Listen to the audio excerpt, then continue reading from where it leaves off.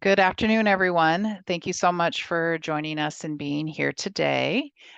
Today, we are going to be talking about DPA best practices, focusing on hearing from a few of your peers around how they, as DPA administrators, have built buy-in for their programs and some of the success that they've had and some of the things that they've learned along the way. So super glad everyone is here. So just to recap quickly, our agenda today will be focused on 3 DPA administrators. So we'll start by hearing from the City of Richfield, then the City of St. Louis Park, and then Ramsey County. And we'll take a little break in between presentations to allow for some questions and some conversation. Feel free to unmute at any time if you have questions, or just go ahead and pop your question into the chat. So thank you to our guests for being here. And before we officially kick off with the City of Richfield, I would like to just take a moment to highlight why we are convened and some of the work that was done and is currently being done that brings us together. So not so long ago, the center launched DPA best practices with the goal of really helping to streamline and improve the experience for consumers. And we worked with a cross-sector group to develop these best practices. And since that time, have been hosting these meetings about quarterly to kind of focus on different topics so that administrators can learn from each other and we can discuss some of the benefits and pros and cons of the best practices and how they impact the experience. So again, really trying to promote standardization across DPA programs, working to remove the barriers that we hear from consumers and industry about the difficulties accessing these programs, focusing on increasing the investment in down payment assistance by having these standards and showing the impact of them, and really making sure that DPA is reaching those with the greatest need and that we can help to use this as a tool to close the racial homeownership gap. And then finally, working to build coalition amongst us as DPA administrators. I think we learned a lot with the legislation that passed last year with the first generation homeownership program. I think that there is an opportunity for us to work collectively as a group to really make sure that we're bringing DPA to the market that reflects the need and again can really have an impact on some of our disparities. So with that, I am going to turn it over to Richfield and would love to just say welcome and thank you to Hillary and Celeste for being here today. Yeah, thanks for having us. I'm Celeste, one of the housing specialists here, and this is Hillary. She just started a few months ago and has been doing awesome. So we are a job share, so we both run these programs, including the down payment assistance program. So to start out with, I'll just kind of go over how we got started on this program, what kind of prompted that. So we started back in 2018. The original goal of the program was to address some of the racial disparity gaps, as you mentioned, specifically that we have a lot of renters of color in Richfield, but not as many homeowners of color. So we really wanted to try to help some of those renters in Richfield become homeowners to kind of even out that gap a little bit. And originally, we were only targeting Richfield renters. Like you had to be a renter in order to be eligible for the program at all. We found out that was a little too limiting, so we decided to expand it and created more of an incentive for renters. But that was how we started. And we worked with a few different partner organizations when we developed the guidelines. We worked with Minnesota Housing a lot. And originally we were going to do some kind of joint marketing with them. That got nixed because of some legal things, because that would mean that people in our program had to work with one of their lenders. So we didn't do the dual marketing, but we did allow layering with the program, some of their DPAs, and we've done layering with them with quite a few of our loans. But we also worked with Homes Within Reach, Hennepin County, of course, NeighborWorks, Home Partners, when we were developing the guidelines, just to make sure we were kind of seeing it from all angles since this was newer for us. And originally we were working with CDBG funding. That was our only funding source. But eventually in 2022, we were able to tap into some local funds, and that made the program a lot easier to administer. CDBG kind of had some extra requirements that just made things a little more complicated.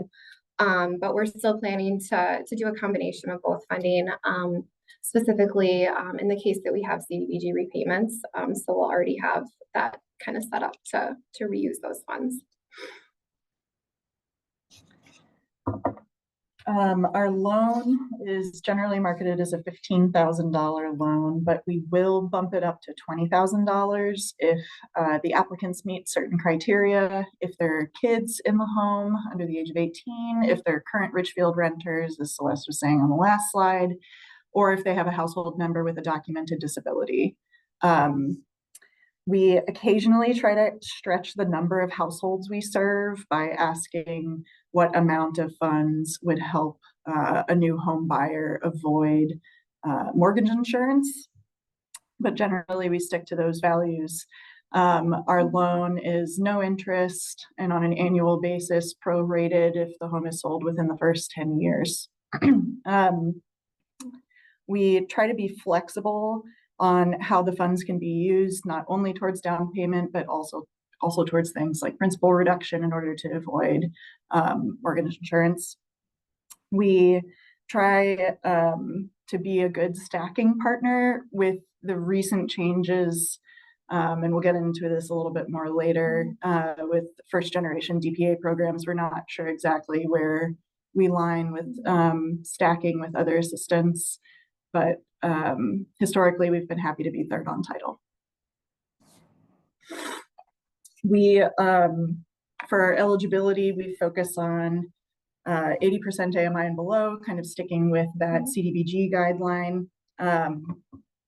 We don't want to see more than $25,000 in assets, not including retirement savings. The housing ratio has been a larger sticking point for us recently. We try and shoot for between 25 and 35, but that's been challenging in the market where house prices are rising. We only have a requirement of $1,000 of the home buyer funds included, and at least one co-owner must have completed a home buyer education course. As far as making the case to policymakers, that honestly hasn't been a huge challenge for us. In general, our policymakers have been really big fans of this program. I think we do have a lot of data to back that up as far as the household served, which we'll look over in the next slide. But really just kind of going back to what were the goals that they gave us and how is this program accomplishing those goals.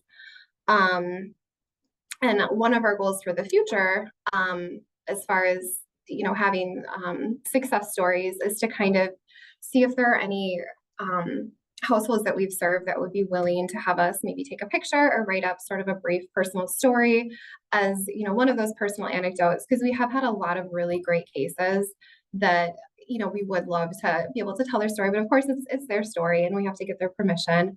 And also a lot of times we have just been very busy and haven't had always had the chance to follow up with them and see how they're doing. And as new homeowners, I'm sure they're extremely busy as well. But yeah, on the next slide, we'll show you some of the results of the program. There we go. So yeah, we've done 52 loans since 2018, but it's actually 53 now as of like noon today. And we have 3 more pending. So we've generally done about 10 loans per year has been the average. This year has been very busy. We've already done 11. And we're like basically out of funds. So we're kind of pausing the program for a little bit and rethinking how we want to go forward. But we've had, you know, $900,000 in loans issued. About half of that has been CDBG and half has been local funds, a little bit more on the side of local funds. 84% households of color, which we are pretty proud of. It's primarily been a lot of Hispanic households that we've served. 38 or 82% households with children. That's how a lot of them have qualified for that $5,000 bump to get to the 20,000. We're serving lots of families, which is great. 38% Richfield renters, which, as I mentioned, originally was who we wanted to, be the only people we served, but we're still serving a good percentage there. 8% households with a person with a disability. That number might be a little bit higher because we don't always, that's not a question that we ask on our forms. It's only come up if they're using that to get that bump to the 20,000. But I think going forward, we might want to track that a little bit more and just to see if there are households that might need resources as far as making their new homes more accessible, because we do have some programs available for that. We've only had 2 repayments so far. Both of them were CDBG loans.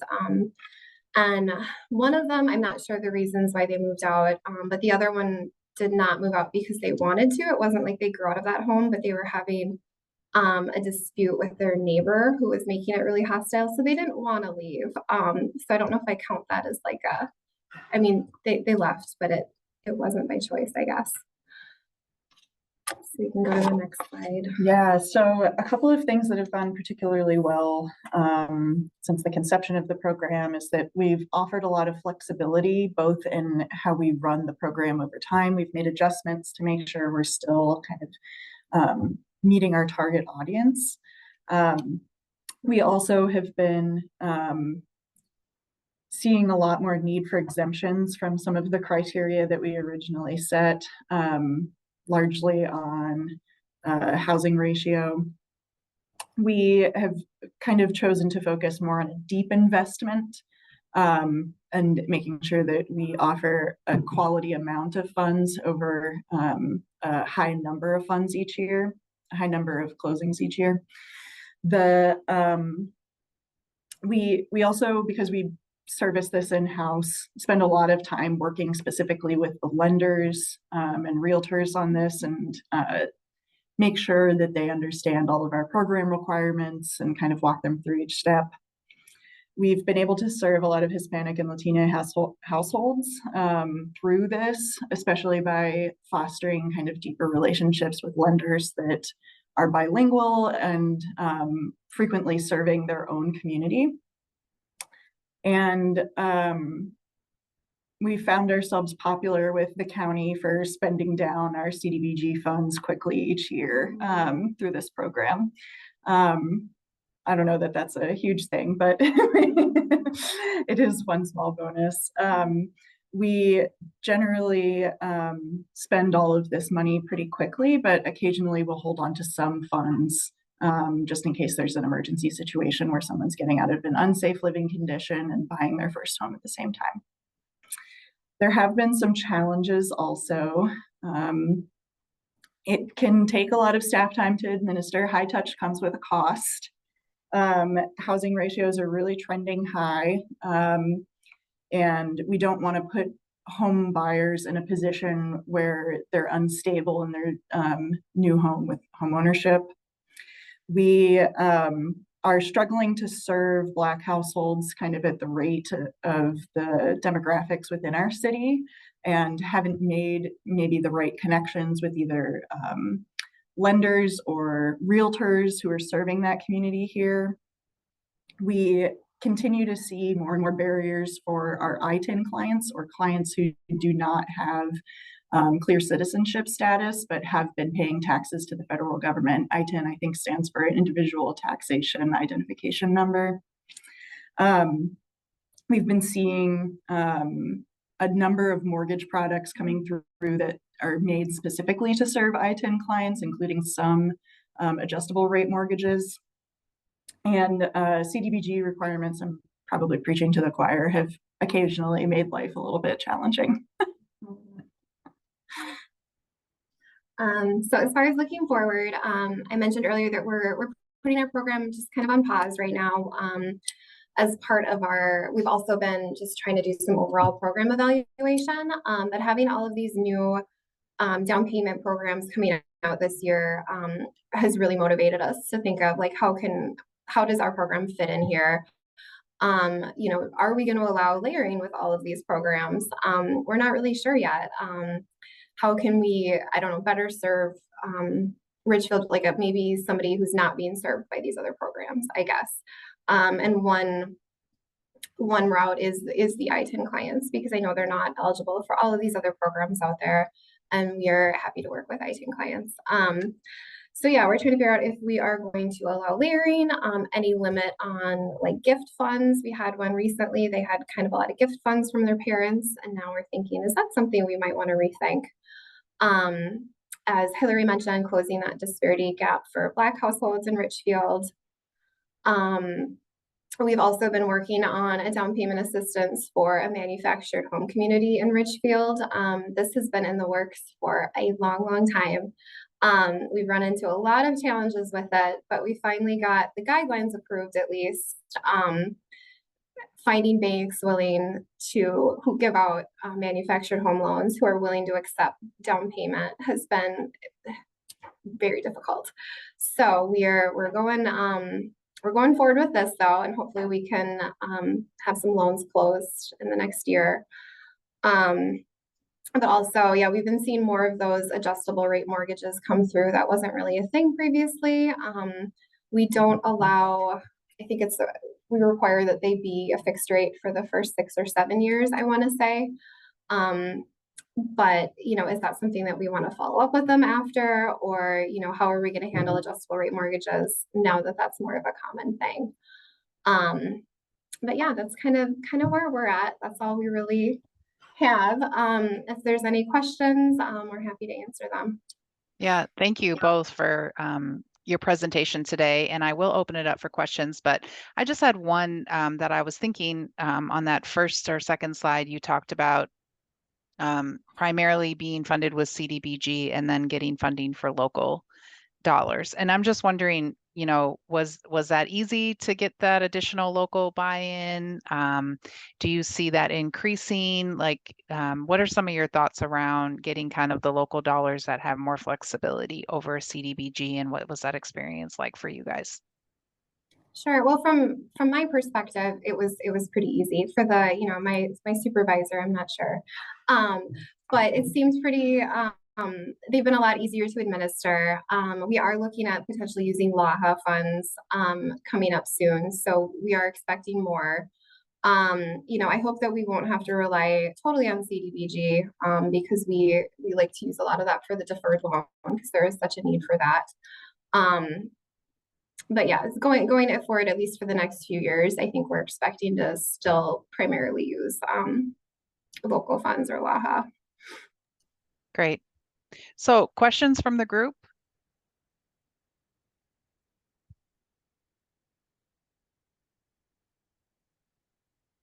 All right. Well, let's hear from St. Louis Park. So welcome, Marnie. Thank you for joining us. And again, I'll turn it to you. All right, thanks so much, Brooke. So St. Louis Park started our kind of home ownership and down payment assistance program with what we call the Live Where You Work program. So the intention behind the Live Where You Work program was really to align somewhat with our home ownership goals, as well as our sustainability, environment and sustainability goals in the city. So it began in 2009 with the idea of promoting home ownership for employees of St. Louis Park. So it was a pretty minimal amount, $2,500 deferred loan. It was 3 years, so it was a very short-term deferred loan, but also smaller dollar amount. And the original intention also was to partner with businesses in St. Louis Park and have them do some sort of match. That I think was challenging for a number of reasons. One of which is that our largest employers, St. Louis Park, was not their only location. And so to offer St. Louis Park employees a benefit that they didn't offer to employees somewhere else was a bit of a challenge. So this program went on for 10 years, and over the time, it just became underutilized. By the end, I think we were only doing about 2 loans a year. So we decided we wanted to really look at what maybe would be a better option. Excuse me, just have a sip. So St. Louis Park, unlike Richfield, we are not the lender. We don't administer our own loans. So Brenda is on the call today, Brenda at CEE. So the Center for Energy and Environment is our partner in most of many of our loan programs. We do also have some loans, not home ownership, but home rehab with the county through CDBG.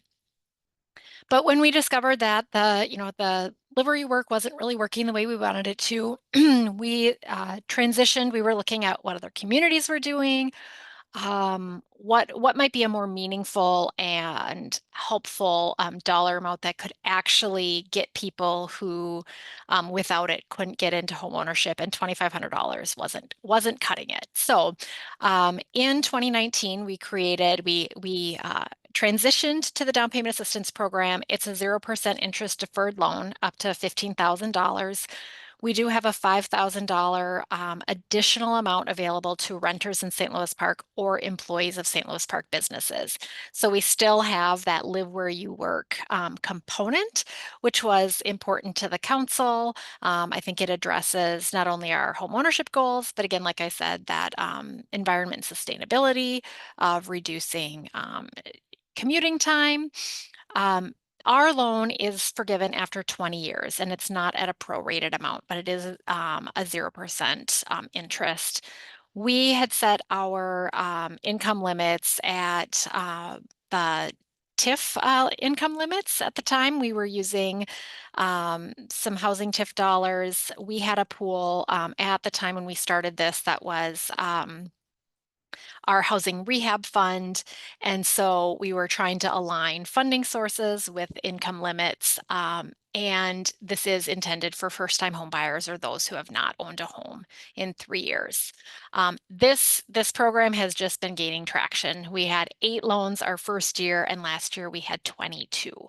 So it is a very popular program. I think we are getting people who are buying in St. Louis Park that may not have otherwise been able to buy in St. Louis Park.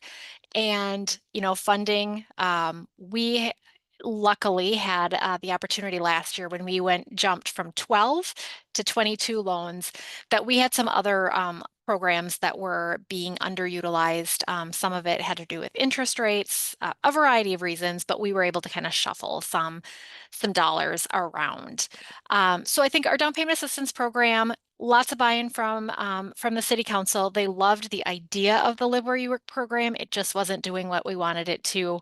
Really open to getting people into home ownership here in St. Louis Park.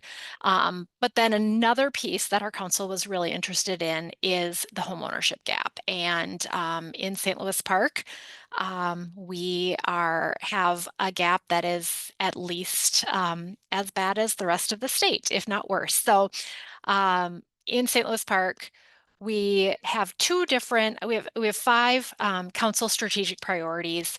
One is around being a leader in racial equity and inclusion, and another one is around providing a broad range of housing options. So combining those 2 strategic priorities into creating this first generation homeownership program was something that it aligned well with what the council had already set as priorities. So we were able to create a program that fit goals of the city. We also were able to utilize not only CEE's expertise, but we also wanted to reach out to nonprofits who in the homeownership world who are also have a goal of addressing the homeownership gap, the racial homeownership gap. And then also some other lenders as well to try and create a program that would be meaningful. We did roll it out at a bit of a tough time. So we rolled it out. Our first loan closed in 2022. We rolled it out the end of 2021. But we have had 6 loans for our first generation program close. Again, for us, we actually had talked to Woodbury about how they defined first generation. So first generation that the buyers have never owned a home and their parents have never owned a home. They do need to do a self-certification affidavit on that. A big difference in this program is it's 0% interest and deferred, but this loan program is forgiven at a prorated rate, so 5% a year over that 20-year period. One of the things with the first generation program, it was also we also we're thinking of it not only as getting first generation homeowners in, but people who have been really systematically and intentionally kept out of homeownership, and the generational wealth that was lost because of that. In this case, we really wanted to make sure that if somebody got into a home, bought in, that then they didn't have to stay in that first home for 20 years in order to really have a benefit from the program. So that is why we chose to do the proration here. For this program, it's a little bit less of a contribution than for our DPA program. On the next slide, we for this program, depending on the income limit's a bit lower than our first time DPA program, but the maximum amount, depending on income limits, so those up to 50%, it's 75,000, up to 60 is 60,000, and up to 80% is 45,000.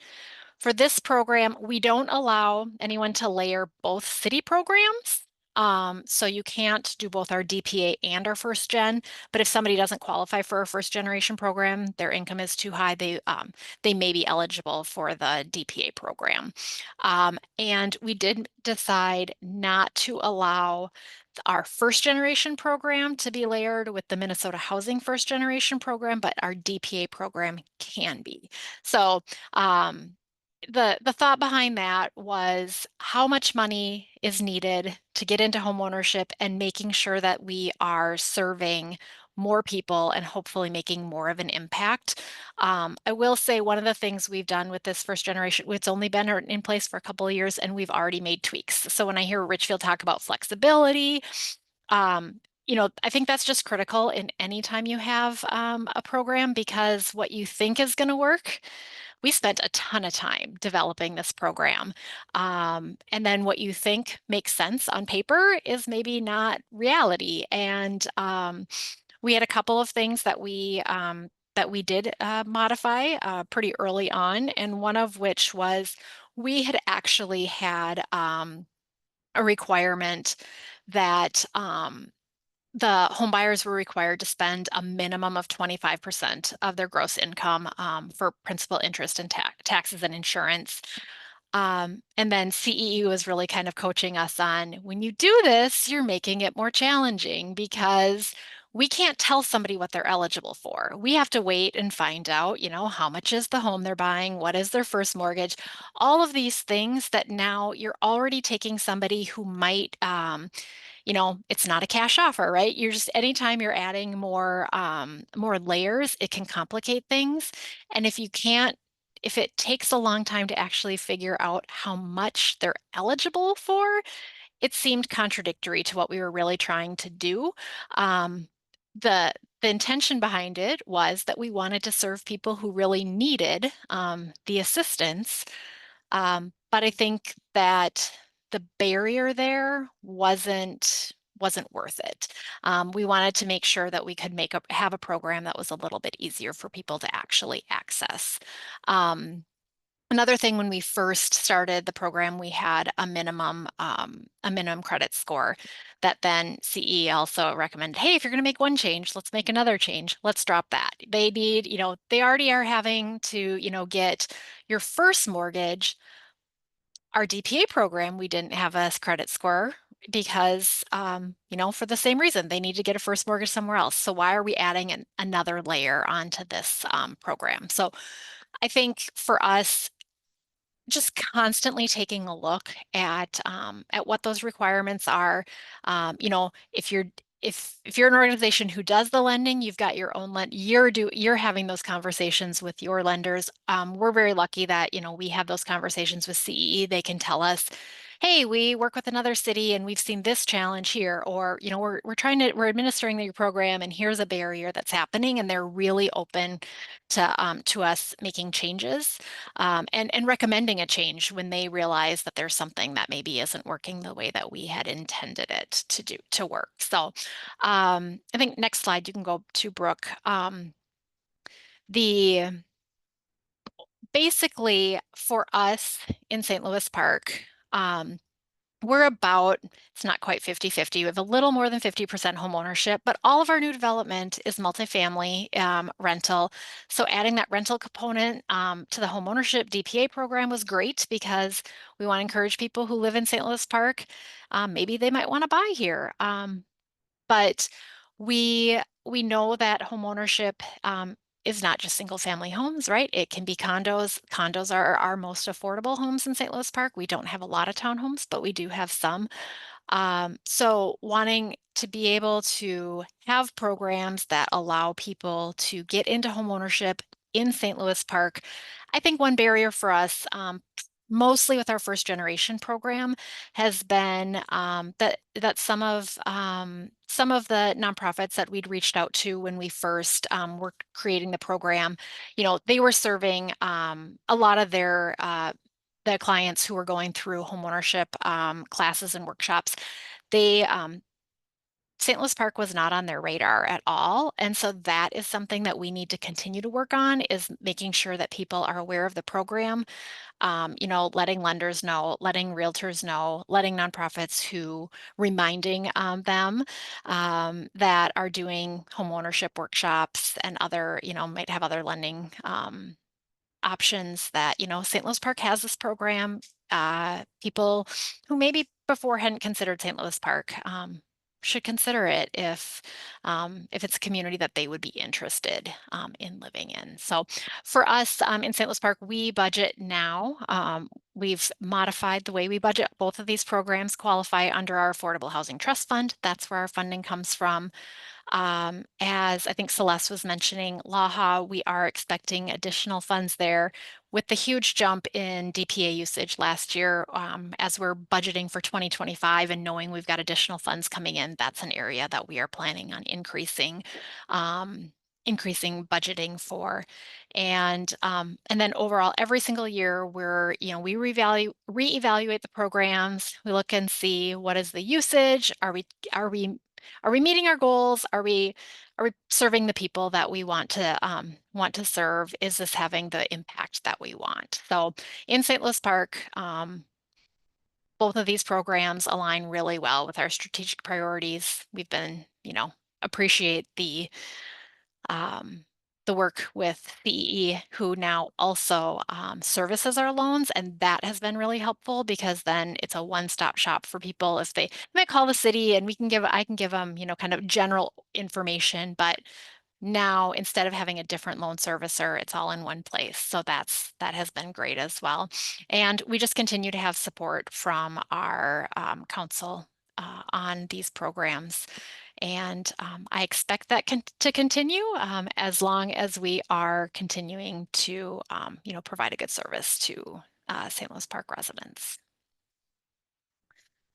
Thanks, Marnie. Really Yeah. appreciate that information. And so it sounds like both you and Hillary and Celeste mentioned that you guys see the opportunity with the new funding coming through to increase your investment in down payment assistance. And it sounds like for you, that's just really, you feel like this is good alignment with the strategic priorities, and this was not something that was difficult to sell to the city council. And so do you feel like increasing funding is going to be an easy sell as well? Is there a lot of cities, primarily their investment is multifamily.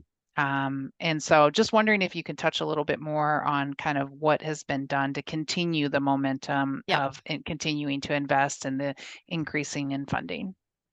I think because so much of our new development is in multifamily rental, not ownership, and our affordable, we have an inclusionary policy in St. Louis Park that is really instrumental in creating affordable rental opportunities. And through our Affordable Housing Trust Fund, to get even deeper affordability, we do utilize that fund as well as TIF to make sure that we are creating a lot of affordable rental opportunities. And so actually, I think because of that, the council has a real strong desire to make sure that we aren't forgetting about affordable homeownership. And so as we create more affordable rentals, which is super important, and we really need to do that, I think, you know, it hasn't been lost on them that they want to make sure that we are maintaining and creating opportunities for affordable homeownership. You know, one thing also, I think a lot of cities, we are familiar with other cities' programs, so you kind of learn from other people a lot through our homeownership program. We also fund the Homes Within Reach, or the land trust, and kind of because we heard that Edina was doing it or is working, we kind of created a legacy program of reaching out directly to homeowners in St. Louis Park who might want to consider, if they're going to be selling their home to the land trust to create an affordable homeownership opportunity. And we've had people take us up on that. So I think that it's not just the council who's interested in affordable homeownership, but when you know that people who could sell their home for probably more money, you know, when people were getting multiple offers, and that people were choosing to seek out Homes Within Reach. In fact, I had a call today and an email on Monday about it. So I think that there's a lot of interest in the community. And in St. Louis Park, we have a lot of small houses. I think what people would have, you know, at one time thought of as starter homes, and 20 years later I'm still in my starter home. So I think that we do have properties that work, but prices, you know, are are getting higher, and so these DPA programs are really helpful. And yeah, I think that our council, they're very supportive, and I think they like the balance, because homeownership is also is something that they do think is really important in the community as well. Great. Thank you so much. Mhm. So I'll just pause here and see if there's any questions before we move on to Ramsey County.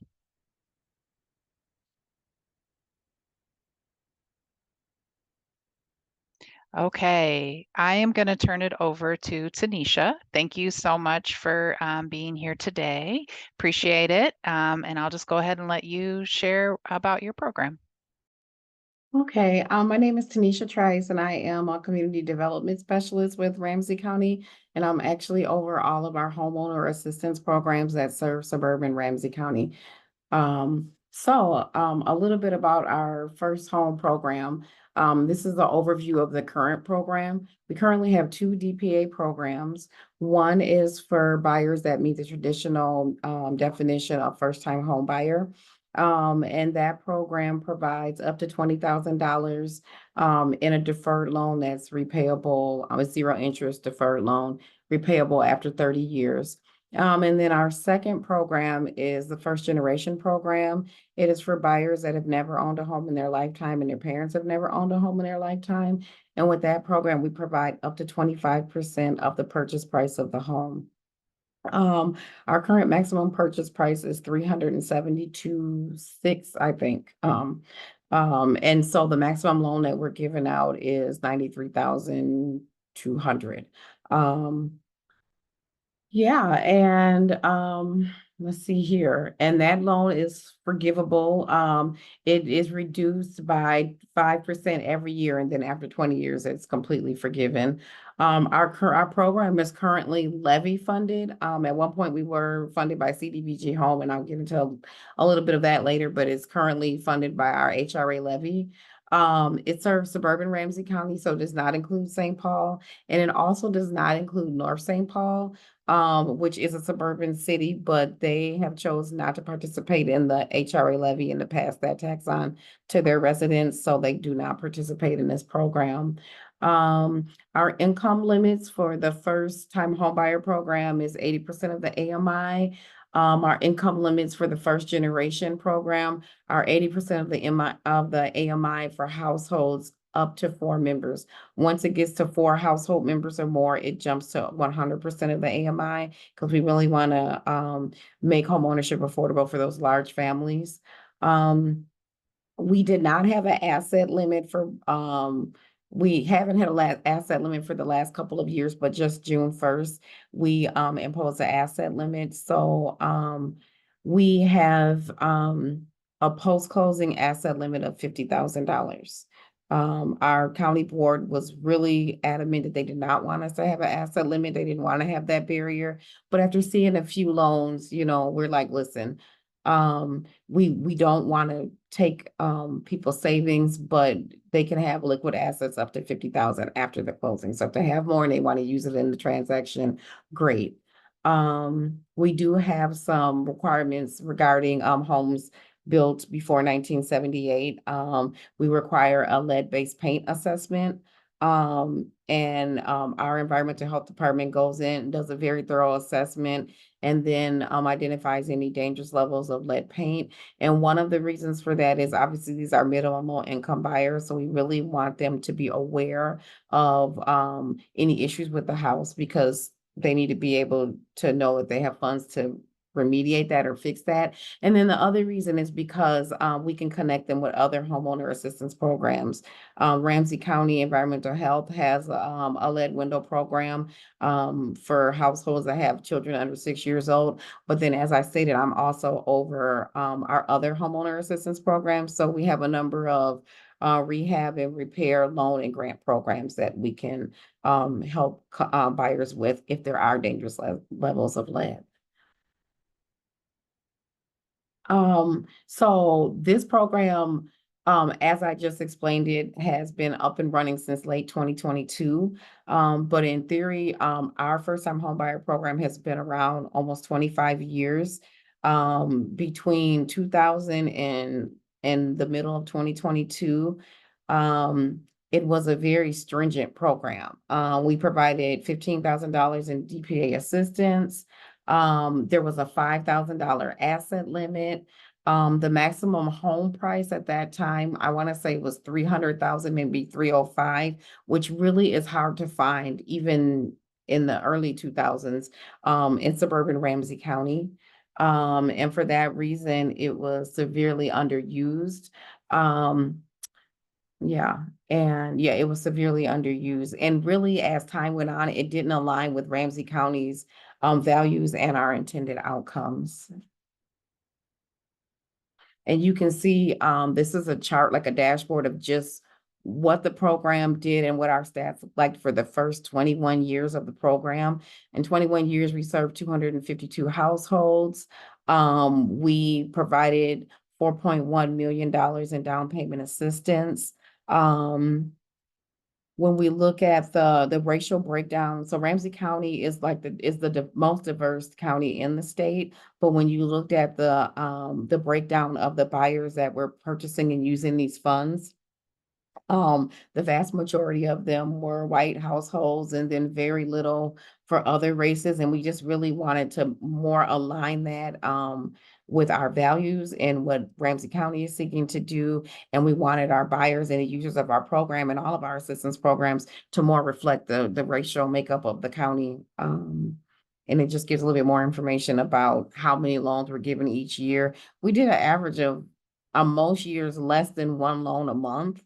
And so we knew that we had a vast amount of buyers in suburban Ramsey County, and we just really wanted to overhaul the program in a way that served the buyers better.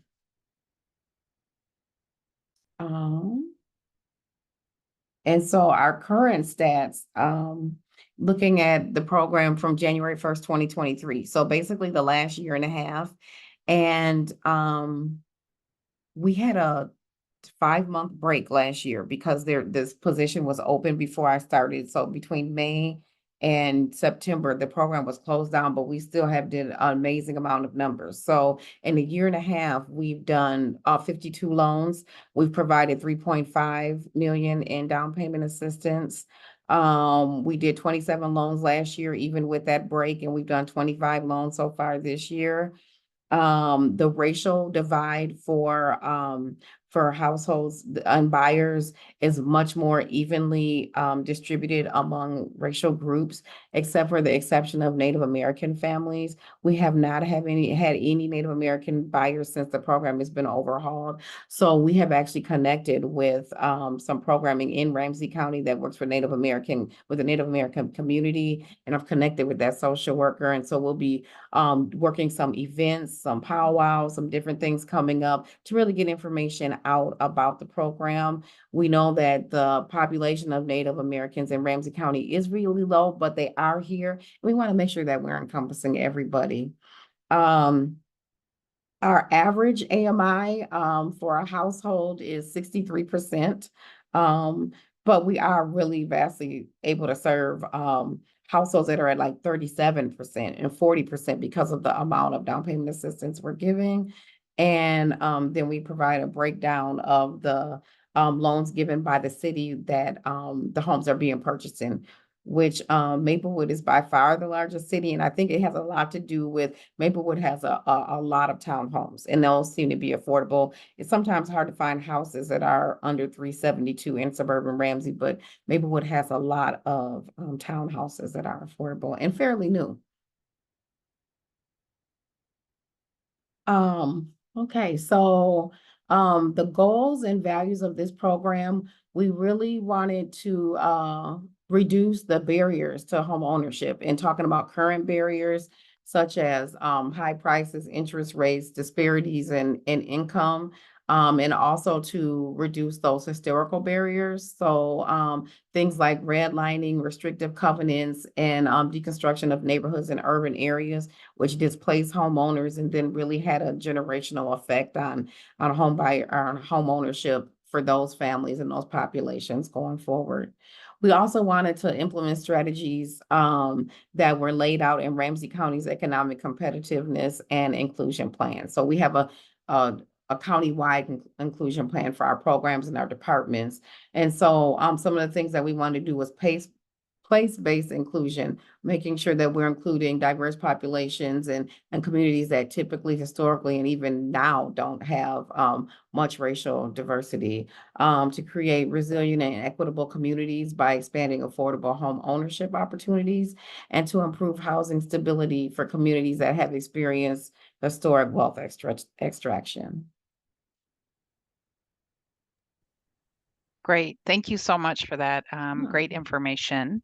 So I noticed that you're halfway through the year and already at, I don't know, was it 23? 25. And 25, and your peers talked a lot about kind of the volume and, doing smaller amounts and funding challenges. It seems like you guys maybe have more resources available, or are you going to be running out of funds as well? Or what's kind of the dynamic that has such a large investment, I guess, with Ramsey County? So I think the switch, I wasn't here then, but the switch from CDBG to that HRA levy, we're the second largest county, largest populated county. So we have quite a big HRA levy. We're not even using the whole thing. So I think that's a huge part of it. And really our county board really believes in this initiative. It's also driven by the need for affordable rental housing in Ramsey County. During the pandemic, we had huge homeless crisis and the need for affordable housing. So helping renters that are able and maybe buyer ready or very close to being able to buy, helping them transition to affordable housing to create affordable rentals is also a need in Ramsey County. Another thing is just the changing diversity of St. Paul City Council and Ramsey County's Board of Commissioners. They're really interested in it. And I think they really wanted to see, like I said before, the racial and economical diversity shown in who's buying homes in Ramsey County. One thing we do is we give board workshops maybe a couple times a year, giving these numbers and giving this information, and they love it. So that always Great. helps when they're Yeah. planning on the budget.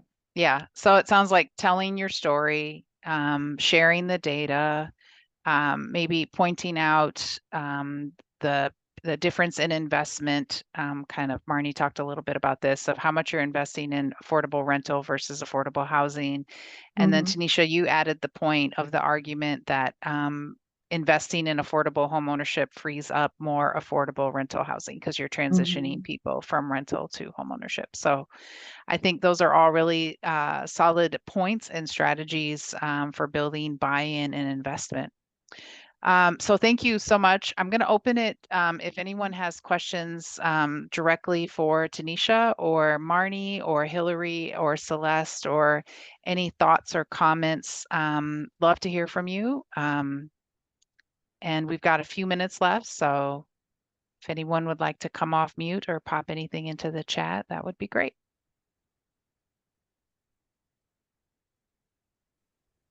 Hello, it's Ryan.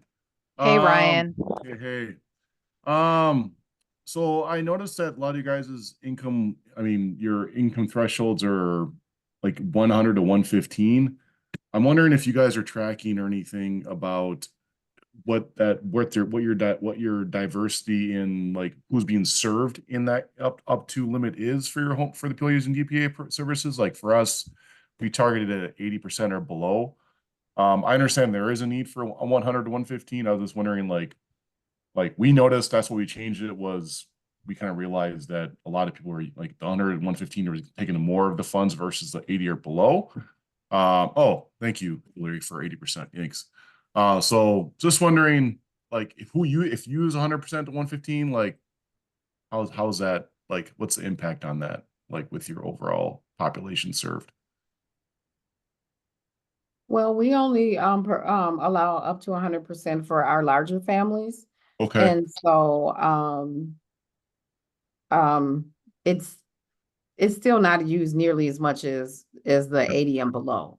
Okay. But we wanted to provide that for larger families, especially because, like, again, this is a really diverse community. We have Yeah. Hmong families tend to be larger families, Somali families tend to be larger families. So we wanted to make sure that you know, and they need that income to be able to qualify for larger houses. So Yeah, and I think in St. Louis Park, that's why with our first generation program, we did cap it at 80% because we have that much higher down payment assistance. So Right. we were trying to kind of stack or build on how much money was available depending on. So to get the 75,000, you have to be at 50%. Right. 60 is at 60, and then the 45 at 80. And then for the DPA program, which is only 15,000, that had the higher income limit. So so trying to a little bit without making it too complicated on the lending side of to make it kind of scaled, the amount scaled to the how much money the family or the household has. Great. Thank you. Thanks, Ryan. Stephanie, you had a question? Oh, she had a question. I think we lost her. Here I am. Okay, there you are. Sorry. So we've also seen this huge increase in participation in our DPA program this year. You know, last year we had 9 borrows. This year we're already at 15, and it's, you know, halfway through the year. What do you all think accounts for that? Is there just better information out there that there's these down payment programs, and so people are seeking them out more? Is it increasing in interest rates so those who could buy a home before without DPA are now needing DPA? I mean, I'm just kind of curious because we're just seeing this vast increase. I mean, 16 or 15 is not huge, but it's still double. I mean, last year at this time we had 4, and this year we have 15. So just wondering what to account for these numbers. Yeah, great topic. People on the call have thoughts on that?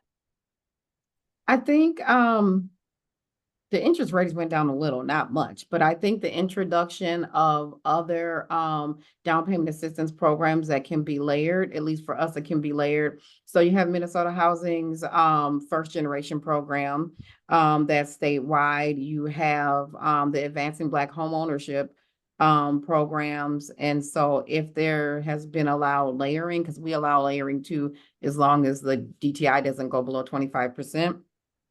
it is really, when you can layer those and stack them, it is really making home ownership much more affordable and maybe much more in reach for households. And I will say, even with the layering, I remember when I first came in September, I'm like, this is a lot of money. Do people really need this money? But I have buyers sometimes that are layering, and so it's the DPA altogether maybe right at 100,000, and mortgages are still 2,300, 2,200. So and DTIs are still, the vast majority are still between 35 and 45% at, you know, the total DTI. So I think it is needed, and it's opening the door for more buyers. I just wanted to chime in and give a shout out to Minnesota Home Ownership Center, because their program, I mean, they promote a lot of these DPA programs. They do the ones that we have through the city. So if your city program isn't with them or on their website, get it on there, because a lot of realtors go to that website. A lot of realtors that we work with and reach out with, we even go to realtor meetings on occasion. We've done that to promote DPA programs that we administer. And there's realtors just always looking for DPA. And the reason for that, I think, is because the rates are so high and people need these down payment assistance to get into homes. So that's why we've seen an increase, I think, but I think I agree, Brenda. I think it's a combination of interest rates. You know, as Tanisha pointed out, the payments are so high because, you know, the interest rates have doubled, and the housing costs, as we know, have not gone down, right?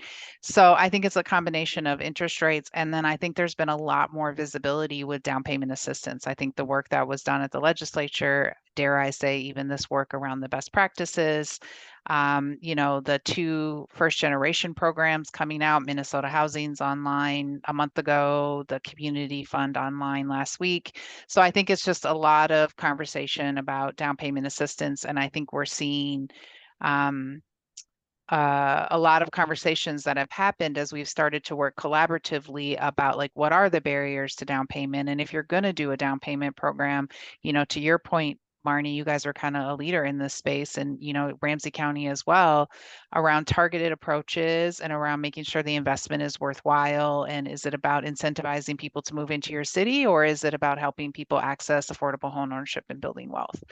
So I think there's just been a real tide change in the conversation, and then I think the industry is tight, and so lenders and realtors are having to work a lot harder, and those who are staying in the business are figuring out how to help their buyers access DPA so that they can actually purchase homes. Other people's thoughts, comments? Yeah, I think it's great. I think we're going to continue to see increased utilization. And I think one of the topics that we probably will talk about yet this year is how do we make sure that we are spreading the wealth and not serving the same number of people with a large amount of resources. So how do we make sure that we're getting the resources to people that need it versus who happen to qualify for eligibility. So some of those conversations, which helps me kind of transition since we're at time. The conversation we're going to have in August is the committee that has been working on these best practices is going to bring forward a document, a plain language disclosure document that we feel is sorely needed in the industry, that consumers are often being supported by industry in taking on 3 to 5 DPA loans, and often not understanding that much of those loans are deferred or have long-term repayable, and not understanding what that means for how long they need to be in the home to build equity. So we as a committee are working on drafting a plain language disclosure and plan to kind of bring that to this group to both talk about, present, and get feedback on. And our hope is that we can come up with kind of a universal standardized form that's used across DPA providers to, again, help consumers truly understand and give some kind of high level examples of the potential impact to equity and wealth creation. And if you're getting $90,000 in DPA from 4 different sources, it may be a couple of years before you actually have equity to draw on. So I know that we all talk about the terms with the buyers, but I think we also know that industry often takes the lead on helping them access these programs. And When you're going through this transaction, it can be complicated. So how do we use plain language to make sure that people really understand that this is the best decision for them and that they plan to be in their community for the foreseeable future to really build that equity? So appreciate the conversation. I appreciate you guys presenting, and the registration for August is open. And so I'll send out an email next week just encouraging you to join that call. And again, we're going to be presenting a document in final form, but also really open to feedback of what you guys have seen and what you think consumers, the barriers that you see them facing. And my guess is you hear it a lot on the back end during the servicing side. So thank you, everyone, for joining, and great call today. Bye, everyone.